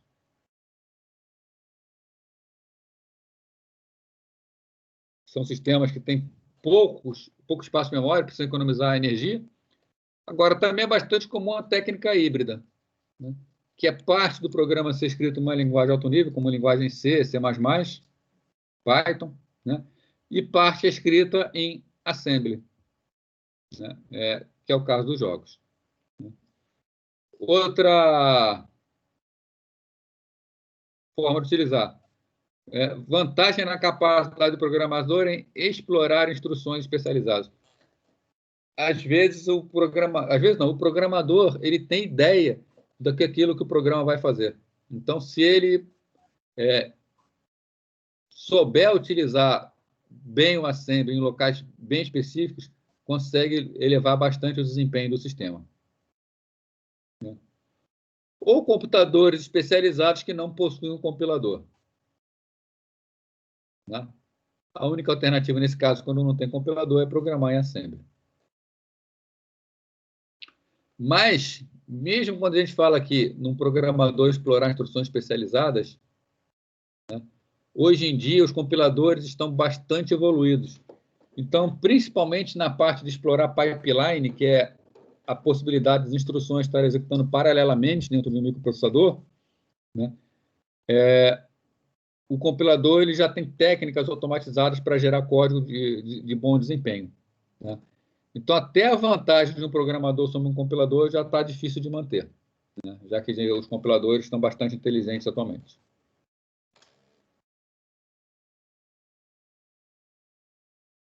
Os sistemas operacionais, como um todo, têm bastante coisa em assembly. O Windows tem uma parte boa em assembly, o Linux tem uma parte boa em assembly, né? E certamente PlayStation, Xbox, todos eles têm uma parte grande em assembly, tá? Não tem jeito. O sistema operacional ele é a interface entre o alto nível e o hardware, né? Então ele tem que ter assembly, não tem jeito. Principalmente uma parte do sistema operacional, que é uma parte chamada de agendador, né? Vocês vão estudar na cadeira de sistemas operacionais, né? O agendador ou escalonador, né, que também é chamado de escalonador, ele é chamado muitas vezes, normalmente ele é chamado em média 10 vezes por segundo dentro do sistema operacional. Então, como ele é chamado muitas vezes, o código dele é escrito em assembly, tá? Por questão de desempenho. Agora, a assembly também tem as desvantagens, né? Programas em assembly são específicos para uma máquina. Precisa ser reescrito para ser executado em outra arquitetura. Não tem jeito, né? Você faz um assembly para uma arquitetura, para passar para outra tem que ser reescrito. Os programas em assembly são maiores. Maior, não o código gerado. O código gerado é menor, mas o código-fonte ele é maior, né? Se eles são maiores, são mais suscetíveis a erros. E tem mais, né? Não tem nenhum tipo de análise semântica, análise semântica em cima do programa. Então, tudo que é escrito é válido, né? Os programas maiores são mais difíceis de ler e entender, né? Se a gente tem um programa grande, assembly é complexo para ler, né? O assembly, então, realça isso devido à sua falta de estrutura e não existe nada de estrutura condicional de repetição. Sobre os assemblers. O que são os assemblers? São aqueles programas que fazem a tradução do assembly para a linguagem máquina, né? E esse processo de tradução tem duas etapas principais. Então, basicamente você tem um programa em assembly, o assembly faz uma primeira passagem, basicamente buscando rótulos, né? Aquele que a gente viu lá, por exemplo, loop, ele é um rótulo, né? Então, o assembly ele sai marcando a posição de cada rótulo para saber a posição de memória, né? Num segundo passo, então esse é o primeiro passo, encontrar o local de memória com rótulo. No segundo passo, ele vai traduzir cada instrução que está aparecendo aqui, e quando tem, por exemplo, aqui uma instrução, um jump para loop, o que ele faz nesse jump? Ele troca a palavra loop pelo endereço de loop. Ele vai colocar o endereço absoluto, né? Então, o assembly faz o quê? Produz um arquivo objeto que contém instruções de máquina, né? Então, as instruções da máquina, realmente, tá? Em binário, dados e informações de manutenção, né? Isso para quê? Né? Aliás, antes de ver o para quê, próximo slide, tá? Vamos ver isso aqui, né? O que é um arquivo objeto, então? O que seria a tradução, né? Aqui nós temos aquele nosso programinha de calcular a soma dos 10 primeiros números novamente, tá? Só que a ideia aqui é entender um pouco mais a estrutura.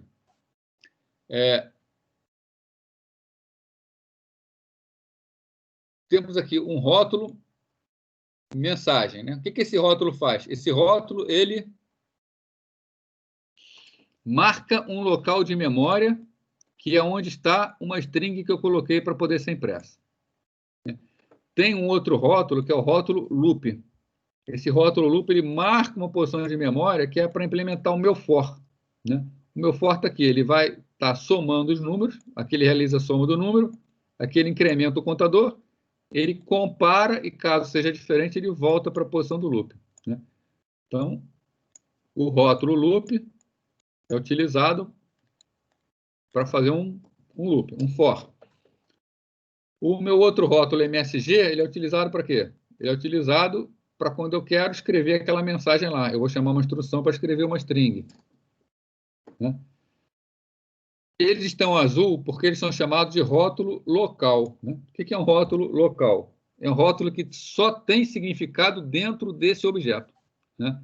Se eu tenho um outro programa, e esse outro programa, em assembly, tem lá dentro também um outro rótulo chamado loop, são dois rótulos diferentes. Um não interfere no outro, né? Já o rótulo que está em verdinho aqui, por exemplo, que é o rótulo main, ele é um rótulo chamado global. Ele vale para todos, né? O rótulo main é onde o programa começa a executar. Então, se no meu outro programa tiver também um main, vai dar problema. O main tem que ser único, só pode existir um, né? O rótulo local ele é padrão. Se eu não falo nada, se eu só defino um rótulo, ele é local. Se eu quero fazer um rótulo que vai ser global, que vai ser visto por todos, eu tenho que botar uma diretiva chamada ponto .global, né?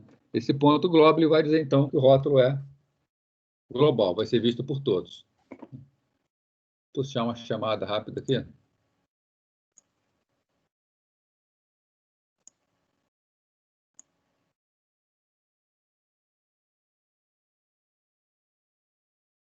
O Mars é um outro simulador, né? Se quiser utilizar, pode utilizar. Tá? Mas aqui eu vou explicar o funcionamento do Qt Spin. Né?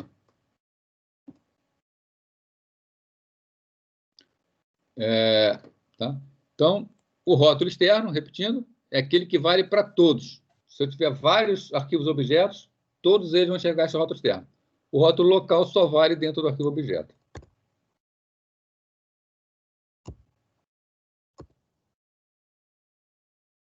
Então, na maior parte dos assemblies, rótulos são locais por padrão. Né? O que eu falei para vocês. Né?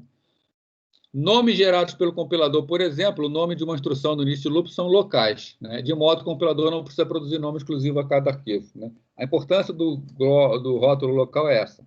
Os loops locais dentro de um arquivo objeto, eles são feitos, o compilador não precisa se preocupar com outros arquivos objetos. E, obviamente, o assembly vai depender do link editor para juntar tudo. Como ele vai fazer? Eu queria mostrar para frente. Não, mais para frente da parte só com o link editor. Vamos lá. Então, o assembly depende do link editor para combinar uma coleção de arquivo objeto biblioteca e um arquivo executável, resolvendo os rótulos externos. Né? Então, o rótulo interno, como está aqui, o próprio assembler resolve o problema sabendo o quanto ele tem que saltar para a instrução. Agora, se eu tenho uma outra função, e essa outra função faz, por exemplo, um jump para main, assumindo que essa main não existe nele, né? Essa main é uma main que está em outro código objeto. Né? O assembler ele só vai botar um aviso de que precisa encontrar a função main para fazer esse jump. E mais para frente, quando o link editor fizer a união de todos os arquivos objeto, né, ele vai fazer, ele cuida de fazer o salto para cá. Tá? Então, saber se o rótulo é local ou não é importante. Então, a primeira etapa, né, lembrando que os assemblers são de duas etapas. A primeira etapa, ele procura pelos rótulos. Ele lê cada linha e divide essa linha em componentes, são chamados lexemas. Né? A vírgula também é lexema, então nós temos aqui 1, 2, 3, 4, 5, 6 lexemas. Né? No caso desse lexema, ele possui um rótulo, que é o loop. Se uma linha começa com rótulo, ele registra uma tabela de rótulo. Né? O assembler vai utilizar essas informações durante a segunda etapa. Né? E a segunda etapa, que é quando ele traduz as instruções, o que ele faz? Examina novamente cada linha. Se a linha contém uma instrução, ele faz a representação binária do opcode operante, ou seja, transforma em zeros e uns. E se a instrução referencia, por exemplo, um rótulo, que é o caso aqui, referencia um loop, ela vai trocar esse rótulo pelo endereço de onde ele foi definido. Tá? Então, é uma compilação chamada compilação em 2 passos. Né? Outra coisa importante, um programa em assembly não especifica o valor mantido em uma variável. Lá no programinha eu coloquei MSG, 2 pontos, ponto ASCII Z e uma string. O que o assembler faz é transformar essa string em zeros e uns e colocar na posição de memória. Se mais para frente no programa eu mandar imprimir o valor inteiro que está em MSG, não interessa se o que eu armazenei é uma string. Se eu mandar imprimir o valor inteiro, ele vai pegar os 4 primeiros bytes dessa string, já que inteiro tem 4 bytes, e vai encarar isso como inteiro. Se eu mandar somar números de pontos flutuantes, ele vai pegar 32 ou 64 bits, dependendo da precisão, e vai fazer a operação de soma, tá? Como ponto flutuante. Então, nós não temos tipos no assembly. No assembly, nós só falamos acessar determinada posição de memória. E eu dou o significado que eu quiser para aquela posição de memória. Então, os programas têm que implementar todo o fluxo através de instruções do tipo goto. Né? Instrução do tipo goto é sempre vai para lá, vem para cá, vai para lá, vem para cá. Não tem estruturas complexas. Outra coisa, o assembler sempre considera que cada arquivo começa no mesmo endereço. Por padrão, é o que sempre acontece, sempre no endereço 0. Ou seja, todo código objeto começa no endereço 0. O link editor vai ter que reposicionar tudo isso e corrigir todos os endereços, se for preciso. Né? Instruções que usam endereçamento relativo, como desvios, não precisam ser relocadas. Daí a importância de não utilizar endereçamento imediato. Né? Dificilmente um compilador vai usar endereçamento imediato, onde nós dizemos claramente qual é a posição de memória onde as coisas estão. Normalmente utiliza o quê? Um registrador base e um deslocamento dentro do registrador base. Isso facilita bastante o trabalho do linker, que é o linker pode jogar os objetos em qualquer lugar da memória.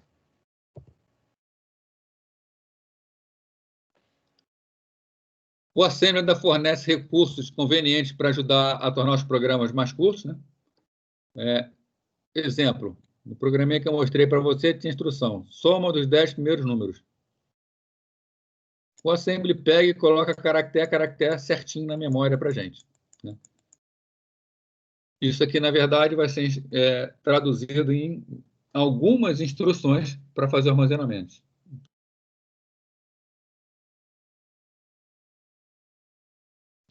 Tá, eu vou manter gravado esse inglês, pode deixar. Tá? Eu vou manter gravado.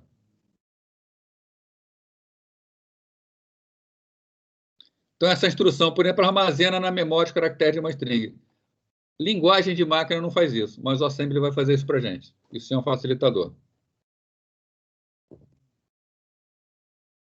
E macros. Acho que macros é a última coisa que a gente vai ver hoje. Né? Macro oferece um mecanismo simples para nomear uma sequência de instrução. Como a gente faz isso numa linguagem alto nível? Né? Numa linguagem alto nível, nós definimos uma função. Quando a gente define uma função, e o nosso programa vem executando, a função está numa determinada posição. O nosso programa vem executando, o que acontece quando tem a chamada função? É desviado para o local da função, a função é executada, e depois o programa retorna. Aí ele continua executando. Aí tem novamente a chamada da função. O que acontece? Desvia, a função é executada novamente e retorna para a posição. E por aí vai. Quantas vezes foi chamado, tantas vezes vai ser desviado o código. Macro é um pouco parecido. Né? Aqui a gente está com uma definição de uma macro. Nós estamos falando que é uma macro para escrever um inteiro. Né? E para escrever um inteiro, essa macro ela faz as movimentações que são necessárias nos registradores e chama a função, põe printf para imprimir. Né? E essa macro eu substituo por uma nova instrução que foi criada, que é a instrução printint. Quando eu quiser chamar macro, eu chamo printint. A diferença é que, no caso de uma linguagem alto nível, quando ela chama a função, o código da função aparece uma única vez. E a função é desviada para lá a cada momento. No caso da macro, o meu programa vem executando, quando ele encontra a macro, o que ele faz? Ele coloca todo o código da macro aqui dentro. Depois ele continua executando. Se chamar a macro novamente, todo o código da macro é colocado novamente. Então, não existe desvio. É uma execução sequencial e cada vez que eu chamo, eu reescrevo, reaproveito aquele código. Tá? É diferente de uma função. Mas já facilita a vida do programador. Né? Então, uma forma de nomear uma sequência de instruções, né? Substitui a chamada da macro pela sequência de instrução, ou seja, é uma substituição, não é um desvio. Né? Isso permite o programador criar e nomear uma nova abstração, como se fosse uma nova função. Né? Só que, diferente das subrotinas, não causam chamada e retorno. É simplesmente instrução direta. Né? O programa fica um pouco maior, mas a compensação também fica mais rápido. Link editores, né? Deixar para falar do link editores na semana que vem. Né?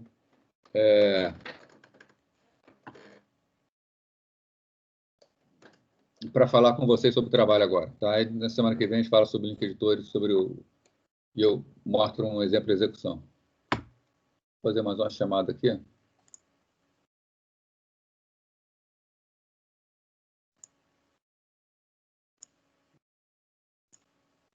Tá? Lista de presença. Vou falar um pouquinho aqui do trabalho. Tá? O trabalho está lá no site. Deixa eu colocar ele aqui.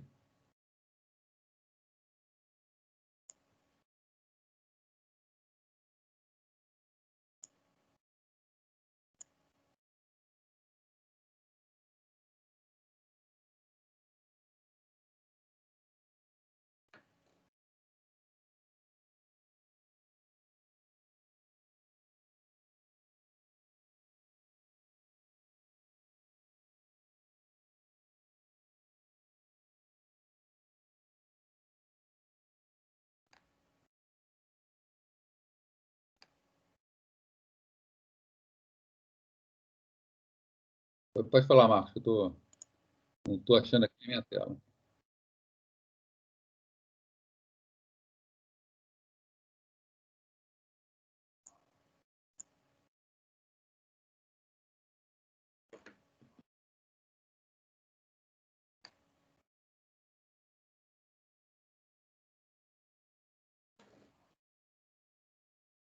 O trabalho da 2 é para o dia... Vou pegar aqui.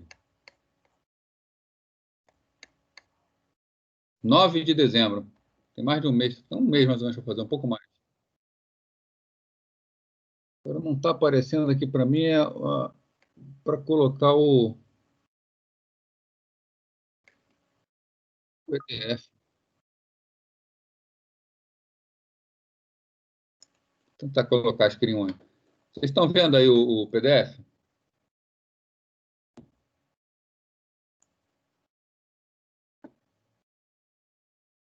Tá, então beleza. Então, esse é o trabalho. Né? Vou comentar rapidamente aqui. Né? Então, a ideia é o seguinte, é fazer programação assembly para uma arquitetura MIPS 32. Tá? O programinha que eu estou passando para vocês aqui, ele é simples. Né? Mas eu queria pedir para vocês o seguinte, procura não demorar a iniciar, na semana que vem a gente vai terminar de ver o que é necessário. Né? Se tiver dúvida, pode perguntar, tá? Não vou ficar escondendo, eu quero que vocês aprendam, então não adianta vocês ficarem com dúvida e eu ficar escondendo como é que faz. Então, se tiver dúvida, pode perguntar, que eu vou dando as orientações para fazer. Tá? A programação Assembly não é uma programação tão trivial, né? Porque ela é muito baixo nível, o conjunto de instruções é muito restrito. Tá? Então, a ideia é que vocês façam um programa para vocês poderem perceber, né? Por que programar Assembly? Para vocês poderem perceber como é o funcionamento do microprocessador. Tá?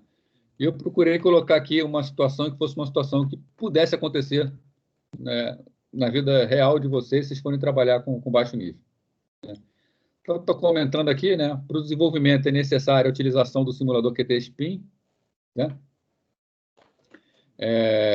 Simulador de arquitetura 32 bits, está o endereço para vocês fazerem o download. Ele é bastante pequeno, leve, tá? Não tem problema, ele executa em qualquer máquina. Né?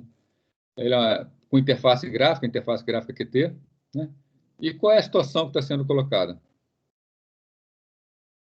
Então, existe uma empresa, né? Automatic Seller Machine, desenvolveu uma máquina automática de venda de produtos. Então, uma máquina onde o cliente vê os produtos dentro da máquina, coloca o dinheiro, escolhe o produto que quer e a máquina vai dar o troco. Né? O hardware é baseado numa arquitetura MIPS 32 e tem um equipamento que faz a contagem do dinheiro que é colocado. Né? Então, colocado lá cédula de 10, de 20, de 5, de 2 reais. Também moeda de R$1, 50 reais, R$1, 50 centavos, 25 centavos, 10 centavos. Então, é preciso fazer um software para essa máquina, tá? Um software em assembly, que essa software deve informar no visor a quantidade de dinheiro inserida, né? Informar no visor o preço do produto selecionado, informar no visor o valor do troco e calcular o troco. Tá? Calcular quanto tem que ser dado de troco, quantas notas de 10, quantas notas de 5, quantas notas de 2, quantas moedas de cada tipo tem que ser dado de troco. Né?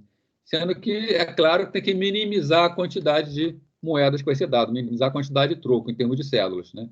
Então, por exemplo, se vai dar R$20 de troco, não vai dar 10 cédulas de R$2, vai dar uma cédula de R$20. Né? Se for dar 16,50, vai ser uma nota de 10, uma nota de 5, uma moeda de 1, uma moeda de 50, né? Para economizar, para poder dar outros trocos.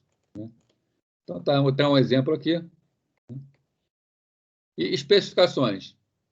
A máquina possui um hardware para recebimento e contagem de cédulas e moedas. Esse hardware já existe. Né? E quando essa máquina está em funcionamento e alguém coloca o dinheiro, a máquina já faz a contagem e já aciona os registradores do MIPS. Né? Todos os produtos possuem preço múltiplo de 10 centavos, então não vai ter problema com o troco. Como é o funcionamento da máquina?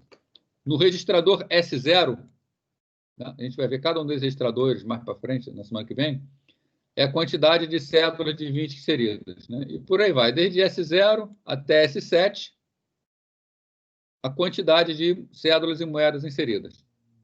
E no registrador T9 vai ser o valor do produto selecionado vezes 100. Né? O que é o valor do produto selecionado vezes 100? Esses registradores são registradores inteiros. Né? Então, se o produto, por exemplo, custar R$ 3,50, né? Então, preço, R$ 3,50. Qual o valor que vai ser armazenado em T9? 3,50 vezes 100, 350. Né? Então, vocês vão ter dado no registrador da máquina quanto foi colocado de dinheiro e quanto custa o produto. Né? A partir daí, calcular, informar quanto foi inserido, calcular o troco e mandar a máquina dar o troco. Né? A máquina implementa as mesmas chamadas de sistema disponível para utilização no simulador QT Spin. Tá? Semana que vem, mas já está nos slides se vocês quiserem olhar, tem quais são essas chamadas de sistema. Então, são chamadas de sistema para mostrar os dados no visor. Né? Então, aqueles dados que tem que ser mostrado no visor, estão aqui embaixo, vou falar depois, que é quanto foi inserido, qual é o troco que tem que ser dado, né? Vai ser utilizado chamar de sistema pronto, não vai precisar ficar criando. Agora, quando o programa terminar a execução, né, a máquina vai ter que dar o troco. Como a máquina vai saber o troco? Nos mesmos registradores que foram colocados, os valores que foram passados para vocês, vocês vão ter que colocar o valor do troco. Né? Então, no registrador S0, inicialmente, tinha o quê? Quantidade de cédulas de R$ 20 foram inseridas. No registrador S0, ao final, vai estar a quantidade de cédulas para o troco. Né? No S1, quantas cédulas de R$ 10 vão ser dadas para troco? Né? Então, os mesmos registradores. Sendo que no T9 tinha a quantidade de... Qual era o valor do produto. Aqui, quando vocês saírem, vocês vão colocar em T9 a quantidade de moeda de 5 centavos para troco. Né? Lembrando que a máquina não aceita moeda de 5 centavos. 5 centavos é só para troco, para poder facilitar o cálculo de vocês. Uma restrição. Né? Se o cara botou menos dinheiro do que o produto que ele escolheu, né? Vocês vão ter que mostrar com mensagem valor insuficiente para a compra, sem alterar o valor dos registradores. Caso seja suficiente, vocês vão botar a mensagem, né? Valor pago, valor do produto e o troco. Né? Então, por exemplo, a pessoa depositou R$ 20 e o produto custa R$ 3,50. O que vocês vão mostrar de mensagem? Valor pago 20, valor do produto selecionado R$ 3,50, troco R$ 16,50.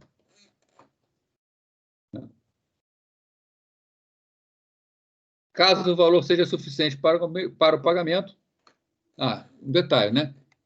Ainda aqui em cima. Se o valor for insuficiente, T0 tem que retornar o valor 1. Se o valor for suficiente para o pagamento, T0 tem que retornar o valor 0. Isso é importante também. Observação, todo o código desenvolvido deverá estar comentado, claro, né? Tem que ter pena de mim aí, porque a depurar sempre vai ser complicado. Né? Mas eu já fiz uma forma de testar o programa de vocês, só que coloque um comentário para, se estiver errado, eu poder pelo menos indicar o que está errado. Né? E, especificamente, né, instruções de comparação deverão possuir comentário informando o que está sendo comparado e por que essa comparação está ocorrendo. Né? Senão vai ficar bastante complicado eu entender esse código de vocês. Né? O trabalho, essa é a restrição da Veiga, né? A universidade, o trabalho tem que ser entregue pelo Canvas. O prazo de entrega é até 9/12. Eu tenho um prazo um pouquinho só maior que esse para corrigir, vou ter que corrigir a jato. Né? Então, pedir que, se possível, se quiserem colocando antes, melhor. Tá? Que já vai facilitando para fazer a correção. Tá?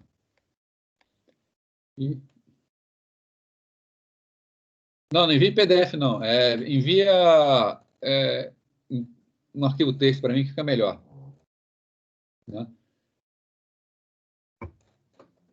Pode ser, vocês vão fazer um arquivo texto, o arquivo vai ser uma extensão .asm, se onde está tipo TXT mesmo. Só que pode até ter extensão TXT ou extensão ASM, que normalmente é utilizada. Fica a critério de vocês. Para mim não vai fazer diferença se vai ser ASM ou TXT. Também, Marco Chenan acha confuso? Todo mundo, também. Aí, faz parte da ementa, né? Vamos lá. Tá? É. Vou mostrar mais uma coisa aqui para vocês. Voltaram a ver agora os slides? Não?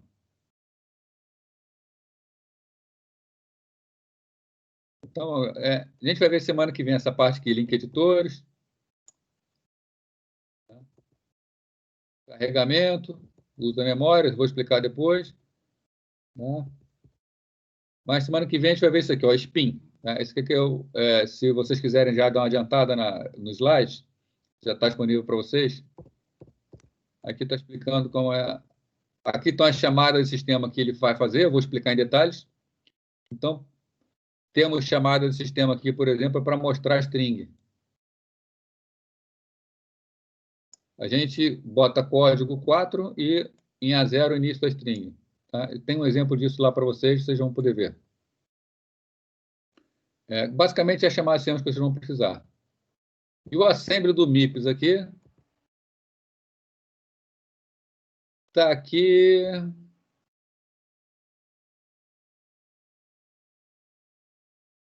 Está aqui. Vamos começar a pensar. Instruções. A partir do slide 459. Essas são as instruções que o MIPS tem. Né? Instrução para leitura de endereçamento direto. Para você botar um valor de um endereço de memória num registrador. LW, LB e LI. Né? Sendo que LW lê uma Word, 4 bytes, LB copia 1 byte e LI carrega direto o valor para o registrador. Nada disso aqui vai ser necessário. Tá? Da mesma forma como escrever direto na memória RAM. Nosso programa é muito pequenininho, a gente vai conseguir trabalhar só com registrador. Não sei que queiram trabalhar com memória. Né? Leitura de endereçamento indireto e por base.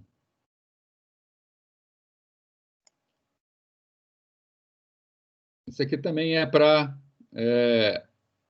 acessar endereços de memória. Né? As instruções que vocês vão começar a utilizar estão aqui. Ó.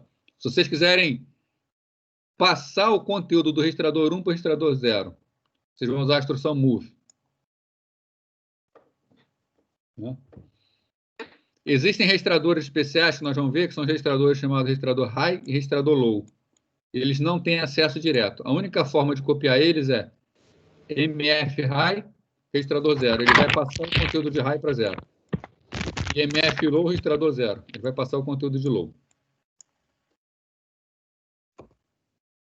Essas operações eles vão precisar utilizar. Né? Então, operações aritméticas. Ele tem 3 tipos de operação de soma. Tá? Isso soma de inteiros. Tá? Então, isso aqui é a mesma coisa, que registrador 0 igual registrador 1 mais registrador 2. Todas as 3. A diferença entre elas. A primeira é soma com sinal. Né? A segunda é somar o imediato no registrador 1 e botar no registrador 0. Então, vou dar exemplo aqui. Isso aqui seria do tipo A igual a B mais C, sendo A, B e C registradores. Isso aqui é do tipo A igual a B mais uma constante que é imediata, por exemplo, 5.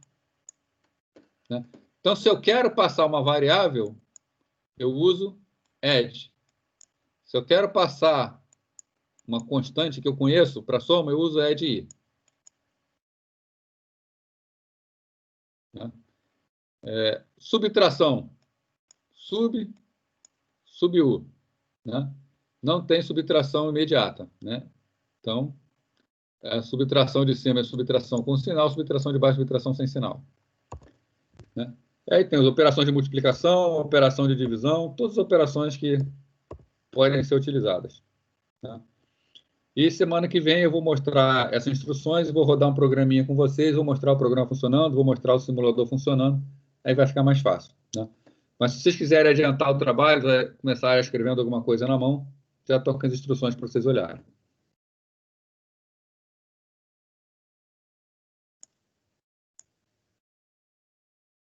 Uma pergunta aí? Facinho?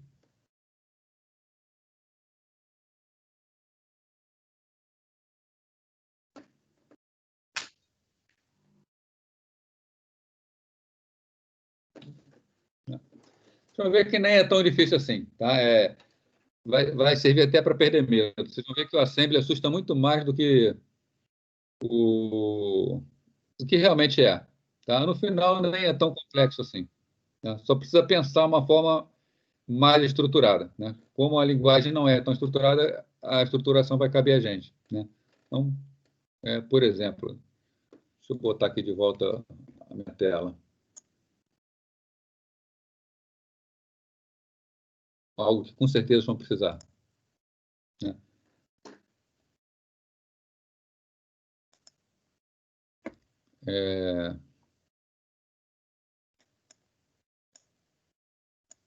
If, por exemplo, vou botar aqui a própria... botar aqui a variável no formato dele. $7 igual a zero. Eu executo algumas instruções aqui. Tá? Então, eu só vou executar essa instrução aqui, porque se o $7 for igual a zero, né? Se for diferente de zero, eu não vou executar, não é isso? Né? Como a gente implementa esse if no assembly? Vamos pensar aqui em assembly. O que significa esse fluxo? Eu venho num fluxo de execução e tenho uma condição. Se o $7 for zero, eu executo o que está aqui dentro. Se não, eu não executo o que está dentro. Eu executo, só continuo depois. Né? Como eu faço esse if em assembly? Eu venho executando normalmente, né? E eu tenho que fazer o seguinte: esse trecho que está aqui, marcado, eu só executo se $7 for igual a zero. Desvio condicional, ele desvia mediante uma condição. Né? Pegar esse BNE. BNE, registrador 0, registrador 1, label. Né? Eu sei que o registrador, por exemplo, 0 tem o valor 0. Então, qual a instrução que eu boto aqui? BNE, que é branch not equal. Né? Então, BNE é registrador 0, é o $7. $7, vírgula. Quero comparar ele com o registrador $0. $0, vírgula. Vou chamar de salto. Um label qualquer. E aqui embaixo eu boto salto, 2 pontos. O que essa instrução aqui em assembly fez? Ele vinha executando, ele compara 7 com 0. 7 é diferente de 0? Se 7 é diferente de 0, o que ele faz? Aliás, isso aqui tinha que estar aqui embaixo, né? Ele salta para onde está o salto, ou seja, ele pula tudo que está aqui. Então, esse meu if aqui está sendo o quê? Se $7 igual a 0, executa aqui dentro. Uma outra maneira de falar é, se 7 é diferente de 0, eu vou direto para lá para baixo. É o que a gente está fazendo aqui. Né? Na verdade, só precisa pensar em termos de saltos. Né? Aí o Mário Luiz está perguntando se seria bom rabiscar o algoritmo e depois implementando na linguagem. Olha, para quem está começando, é a melhor maneira mesmo. Né? Para quem está começando, é a melhor maneira mesmo. Né? E se você pensar, o programa é um programa bem pequenininho, dá para vocês fazerem essa tradução na mão. O que o programa faz? Ele faz uma continha para calcular o troco e depois só precisa saber a quantidade de notas e moedas que tem que dar para chegar naquele troco. E colocar nos registradores. É extremamente pequeno. Tá? Eu posso falar para vocês o seguinte, eu fiz esse programa, eu estava conversando com a minha filha, conversando com ela enquanto fazia, eu levei 3 horas para fazer. Tá? Demorar 3 horas? Pois eu também estava conversando com ela para atrapalhar, né? E vocês vão ter um mês para fazer isso aí, então dá para fazer. Agora, só não deixa para fazer no último dia. Pode ser, pode fazer em C e depois traduzir, pode tentar fazer direto. Né? Vocês fazer na linguagem que quiser, Pascal, até fluxograma mesmo. Por incrível que pareça, o fluxograma ajuda bastante, porque o fluxograma você vai ter, né? Como é que é a condição do fluxograma? Você tem um teste, Aí você tem sim ou não, né? Se for sim, você vai fazer alguma coisa. Se for não, você vai fazer outra. Isso aqui são os saltos do assembly. No desenho, você está fazendo tudo certinho. Tá, a gente vai semana que vem, eu vou passar para vocês, eu vou colocar disponível programas. E lembrando, né? Vocês vão fazendo e podem perguntar. A ideia é perguntar.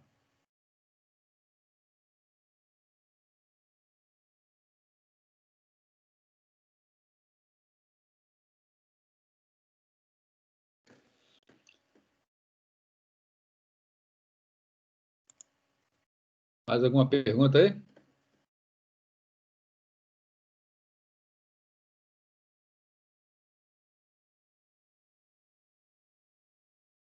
Tá, então, vou encerrar aqui a gravação, tá? E é isso aí. Se alguém quiser fazer alguma pergunta, eu vou ficar aqui mais um tempinho. E vocês podem usar o fórum. O ideal, até para perguntar sobre o trabalho, eu sugiro a vocês que utilizem o fórum para perguntar, né? Se quiser mandar e-mail, se quiser mandar mensagem privada lá no campus, é claro que eu vou responder. Mas se utilizar o fórum, é bom que a dúvida de um pode ser a dúvida de outros, né? Então, conforme for tirando a dúvida de vocês, vai ajudando a mais gente.